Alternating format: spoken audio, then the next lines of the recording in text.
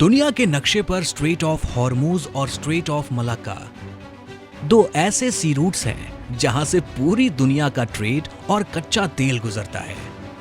जो भी देश इन रास्तों पर पकड़ रखता है वो ग्लोबल ट्रेड को कंट्रोल कर सकता है। One week into the war, the United States and Israel have yet to force Iran to back down. America Iran war के बाद बंद हुए स्ट्रेट ऑफ हॉर्मूज ने पूरी दुनिया में सप्लाई चेन पर असर डाला। जब दुनिया उससे जूझ रही थी तब भारत अपनी तैयारियों में जुटा था और स्ट्रेट ऑफ मलाक्का के उस दूसरे सी रूट पर अपनी पकड़ बना रहा था।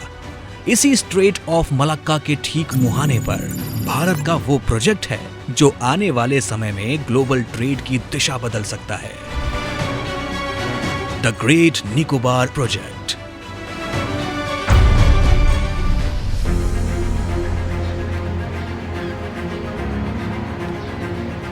ग्रेट निकोबार प्रोजेक्ट सिर्फ एक प्रोजेक्ट नहीं बल्कि हिंद महासागर में भारत का सबसे बड़ा मास्टर स्ट्रोक है।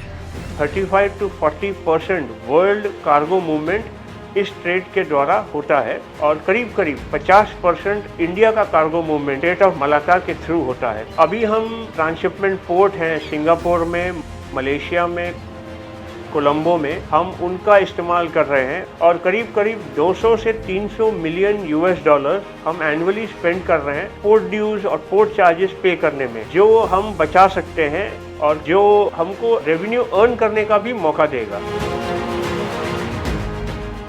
वर्ल्ड ट्रेड ट्रैफिक जो चल रहा है तो इंडो पैसिफिक रीजन के लिए वो गेटवे है और वो गेटवे में हम बैठा हुआ है ऐसे पहरेदार। मलक्का स्ट्रेट के पास होने की वजह से यहाँ बनने वाला हब दुनिया भर के जहाजों के लिए एक बड़ा पड़ाव बनेगा। इससे भारत की मैरीटाइम सिक्योरिटी मजबूत होगी और देश के लिए ब्लू इकोनॉमी के नए रास्ते खुलेंगे।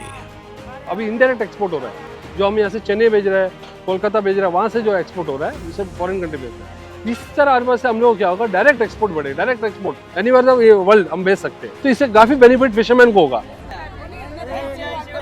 The national flag, the saffron, white and green tricolour, was publicly unfurled.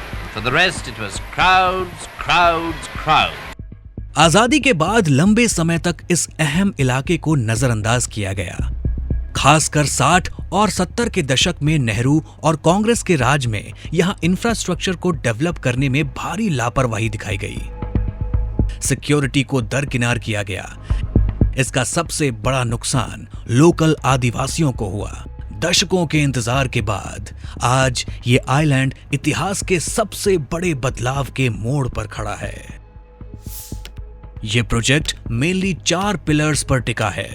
पहला, इंटरनेशनल कंटेनर ट्रांसशिपमेंट टर्मिनल, जो एक ऐसा मॉडर्न पोर्ट है जहां दुनिया के सबसे बड़े जहाज रुक सकेंगे। दूसरा, ग्रीनफील्ड इंटरनेशनल एयरपोर्ट, जहां सेना और आम नागरिकों दोनों के काम आने वाला मॉडर्न एयरपोर्ट बनेगा। तीसरा, गैस और सोलर पावर प्लांट, जहां पूरे हब को 24 घंटे बिजली देने के लिए एक सेल्फ रिलायंट पावर प्लांट बनेगा।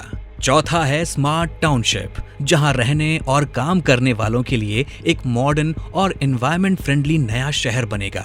सबसे बड़ी बात है कि ये चीन को काउंटर करने का सबसे मजबूत प्रोजेक्ट है। दरअसल चीन का 80% ट्रेड इस स्ट्रेट ऑफ मलाक्का से होकर जाता है। इसके ठीक पास अगर भारत की इतनी मजबूत मौजूदगी रहेगी तो हमारा एडवांटेज भी उतना ही मजबूत होगा। वॉर के दौरान या कॉन्फ्लिक्ट के दौरान उस चोक पॉइंट को रोक दिया जाए तो चीन जो है वो बहुत ज्यादा कमजोर पड़ जाएगा।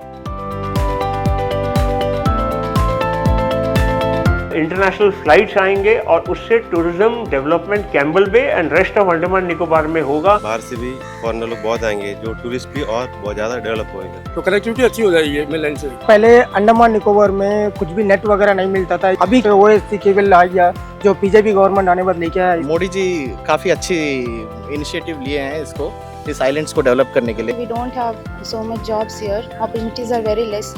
If something is coming out like this, it will be really helpful for youths. लोगों का गवर्नमेंट जॉब के ऊपर डिपेंड रहना पड़ता है तो वो कम पड़ जाएगा, अदर सोर्सेस बहुत ज़्यादा क्रिएट होगा। अच्छी बात है, गवर्नमेंट की बहुत आगे की सोच है।